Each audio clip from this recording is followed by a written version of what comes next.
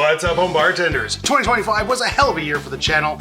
We didn't quite reach our goal of 25,000 subscribers, but we got pretty close and we'll get there in no time. But it was still an awesome year. Lots of videos, lots of great collaborations, lots of great content, and it's all thanks to you guys, my awesome subscribers. So tonight we're gonna reminisce about the year. We're gonna make some drinks. We're gonna talk about some of my favorite drinks of 2025. We're gonna read some of my favorite mean and funny comments that the channel got. It's gonna be a fun time. So stick around, let's do it. We're gonna start with what I think is the best champagne cocktail, the aptly named champagne cocktail. This one basically builds like an old fashioned. So we're gonna start with 1 sugar cube. We're then gonna douse it with 2-3 dashes of Angostura bitters, and then an ounce of cognac. Of course I'm using Courvoisier, got a brand new bottle, delicious stuff. And then we're simply gonna top it off with champagne, or in my case, a local sparkling wine. There it is, guys. Yeah, I didn't fill it very high. These are huge champagne flutes, so you don't have to fill it all the way to the end, but cheers. Oh, that's good. If your champagne or your sparkling wine is very dry, you could probably go 2 sugar cubes. It also depends on how much you're gonna put in, but for this one here, this sparkling wine is slightly on the sweeter side, not quite as dry as like real champagne, so it's perfect. The sugar cube, the cognac, the bitters, even the lemon. Those lemon oils, they just make it pop. This is phenomenal. That's not how you pronounce quinine. I don't know how you pronounce it. But I asked Google, and at least the North American pronunciation is in fact quinine, and that's how I said it throughout the video. How do you say it? Quinine? Quinine? Anyways, this came about because this year I made my own copycat Quina Lillet, which was a long discontinued liqueur famously used in James Bond Vesper Martini. And I have to say, this is my favorite liqueur that we made this year. We made a lot of liqueurs on the channel this year.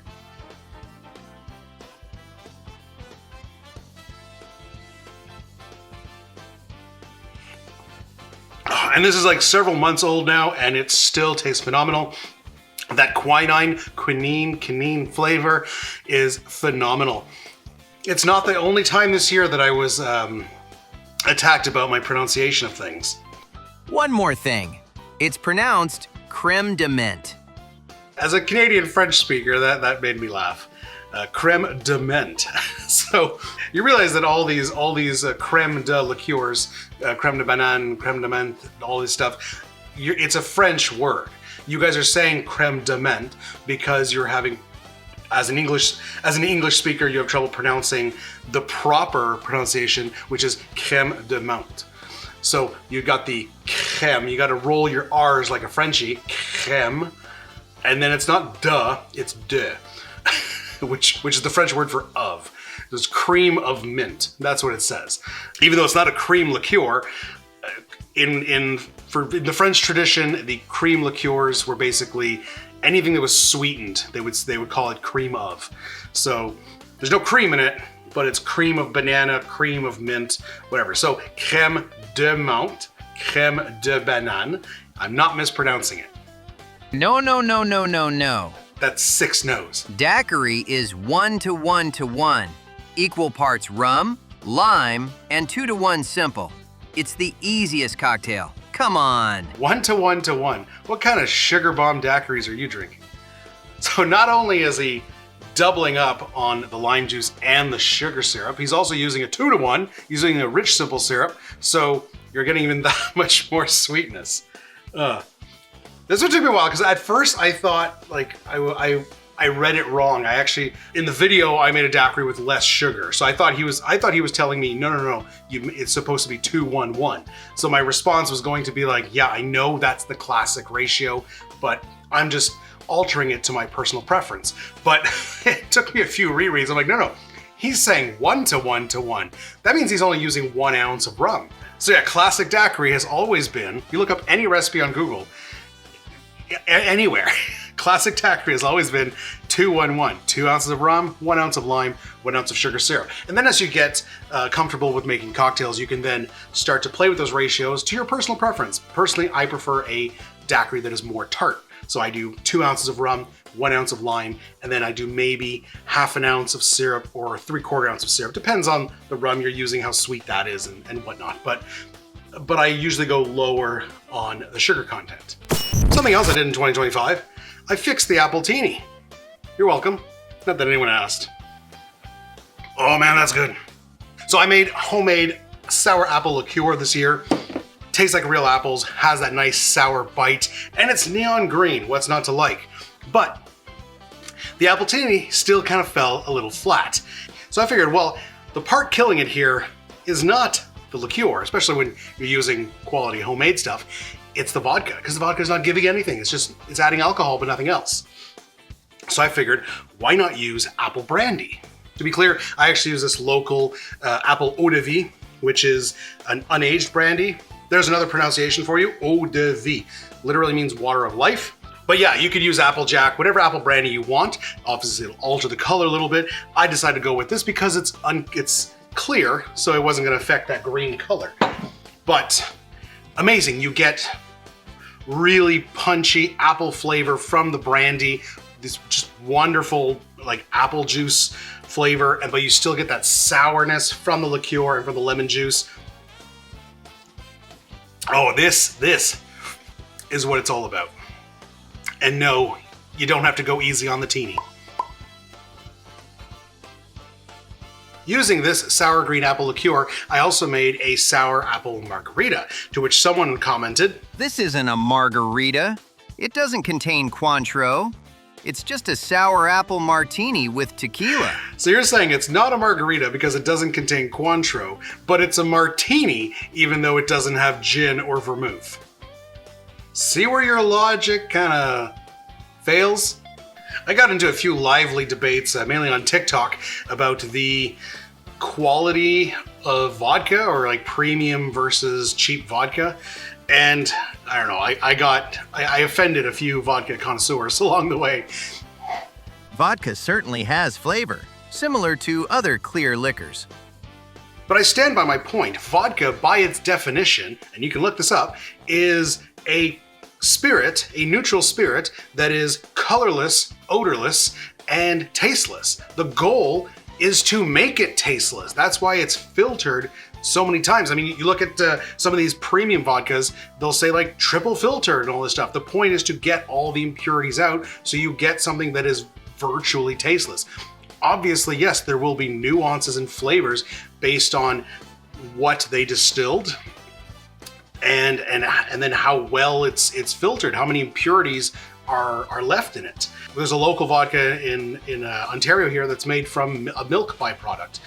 It's called Vodka, and I mean you can almost taste a creaminess to it because it's made from a milk product. So yeah, there are nuances, but you know, by my point, the whole argument started that trying to describe premium versus cheap vodka, and my point was it's all marketing. Because it's not as if they're using better ingredients, and it's not as if they're aging it for 20 years. But at the end of the day, it's a spirit that is meant to be tasteless. So why would you spend $100 on a bottle? When it comes to vodka, I don't even go near the expensive stuff, and I prefer to shop local. Most distilleries, especially a distillery that wants to make whiskey, that wants to make rum, anything aged, you can't sell an aged, if you're starting a distillery today, you can't sell an aged product for at least 3 years. So while they wait for their whiskey to age, most distilleries will produce a vodka or a gin because those are easy to make. So, and since I'm not looking for a specific taste, when it comes to whiskey, sometimes you're looking for something specific, you know? I want Scotch, I'm in Canada, I can't really shop local. Yeah, there are a few Scotch style whiskeys locally, but if you want the good stuff, you gotta go for the Scottish whiskey. When it comes to gin and vodka, find a local distillery, support local. Bro, don't let honey melt over 50 degrees Celsius. It can start a cancer. What? I'm at a loss for words for this one. No, it can't. Otherwise, 90% of tea drinkers around the world would be in a lot of trouble right now. No, heating honey does not cause cancer. I have a better idea. Chill whatever you're drinking instead of putting ice in it. Big Corp does it to save money, and people buy this shit up. Ah, yes. Big Ice. Big Ice pays me lots of money. Adding ice and chilling a drink is not the same thing. Yes, ice will chill your drink, but it's also controlled dilution. It's diluting the alcohol and it's opening up aromas, opening up the flavor, softening the alcohol bite, and balancing out the cocktail. Ice and its byproduct, melted water, is part of every cocktail. It's an inclusion, it's an ingredient when you're making cocktails. And we've all seen those videos on TikTok where someone like takes like an ice spear out of the Collins glass and then the level of liquid drops and they're like, oh my God, the bars are screwing you. It's like, no, they're not, okay? Bartenders know what they're doing. Drinks are measured, first of all. You're adding 2 ounces of this, half an ounce of this, half an ounce of that, and then you're topping the rest with a little bit of soda or whatever. Ice is part of the drink. Using lots of ice and high quality ice, preferably clear ice, slows down melting and keeps your drink cold longer so you can enjoy it longer. There's no conspiracy, there's no big ice, it's just physics. Trust your bartenders, they know what they're doing. Not everything in the world has to be pumpkin spice from September 1st to end of October. Please do something else. I tend to agree with you, pumpkin spice Oreos and stuff like that goes way too far. But pumpkin spice eggnog, this stuff was a highlight of 2025.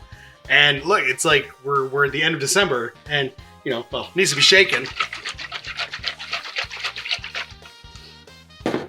But it's still good. Oh my God, is that ever good? It's liquefied, boozy pumpkin pie. I'm gonna keep this bottle till next year and we'll see if the pumpkin pie eggnog can last just as long as the regular eggnog. I have a feeling it won't because this one has an extra kind of layer of pumpkin puree in it that I don't know if it's gonna last, but we're going on like 4 months now and it's phenomenal. Here's a new segment at Rob's Home Bar. We're gonna do from now on for New Year's Eve, we're gonna do Bottle of the Year. And this year's Bottle of the Year award goes to Smith & Cross. We're probably gonna give it to Smith & Cross every year. Just saying that now. If you can find Smith & Cross, get yourself a bottle of Smith & Cross.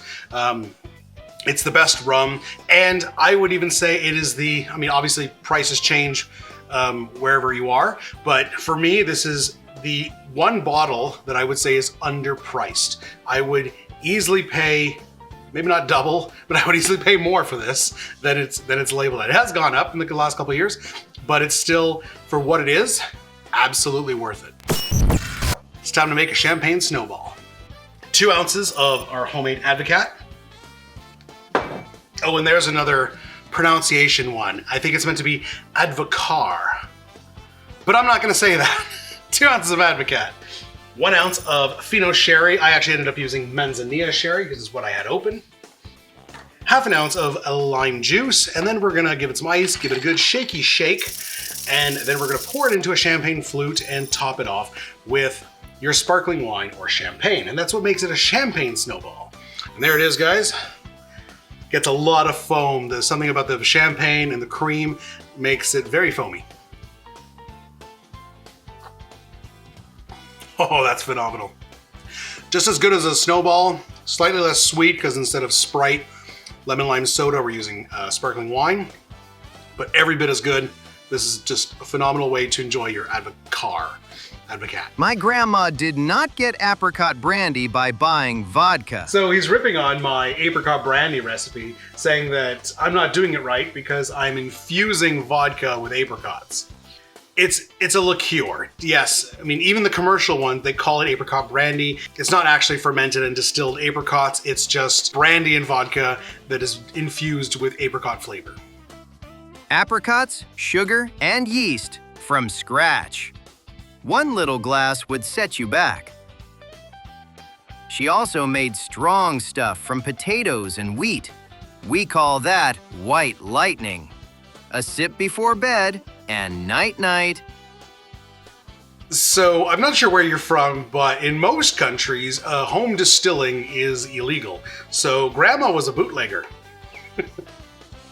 And that follows neatly into this next comment on my spiced rum recipe. You said make spiced rum, but then you just use old rum. Either make the rum or quit YouTube. Again, home distilling is illegal. I can't make my own rum, nor would I want to. Spiced rum is a liqueur. It is rum, pre-made rum, that is infused with other things, other spices such as cinnamon, vanilla, nutmeg, and a bunch of other things. And sometimes it's sweetened with a little bit of sugar. That's what spiced rum is. I'm not distilling rum from scratch. I am taking rum and infusing it. Got it? All right, well, that feels like a good place to land this, guys. 2025 was a year of experimenting, learning, arguing with the internet, and continuing to figure out what kind of channel this is.